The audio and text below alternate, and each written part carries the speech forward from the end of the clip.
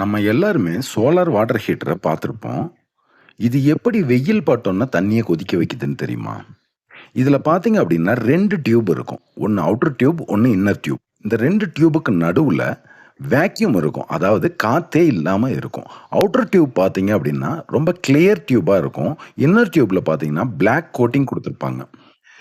இந்த இன்னர் டியூபுக்குள்ள தான் தண்ணி இருக்கும். சூரிய வெளிச்சம் அவுட்டர் டியூப் வழியா இன்னர் டியூப் மேல படும்போது, அந்த பிளாக் கோட்டிங் வந்து ஹீட்ட அப்சர்வ் பண்ணி, அத வந்து தண்ணிக்கு ட்ரான்ஸ்ஃபர் பண்ணுது. சூடான தண்ணி என்ன ஆகுது அப்படின்னா, லேசா மாறி மறுபடியும் டேங்க்குக்குள்ள ஏறிரும். அப்ப குளிர்ந்த தண்ணி வெயிட்டா இருக்கும்போது, மறுபடியும் அந்த டியூபுக்குள்ள வரும். மறுபடியும் வந்து இந்த சூடான தண்ணி லேசா மாறி டேங்க்குக்குள்ள போகும். மறுபடியும் அந்த கூலிங்கான தண்ணி மறுபடியும் டியூபுக்குள்ள வரும். இந்த ப்ராசஸ் வந்து சர்க்குலேஷன் ஆயிட்டே இருக்கும். அப்படி ஃபுல்லா இது திரும்ப திரும்ப ஆயிட்டே இருக்கும்போது, தண்ணி ஃபுல்லாவே வந்து டேங்க்குக்குள்ள சூடா மாறிடும். இதுல இருக்கிற ஹீட் வெளிய வராம இருக்கிறதுக்காக தான் 2 டியூபுக்கு நடுவுல வேக்யூம் குடுத்துருக்காங்க.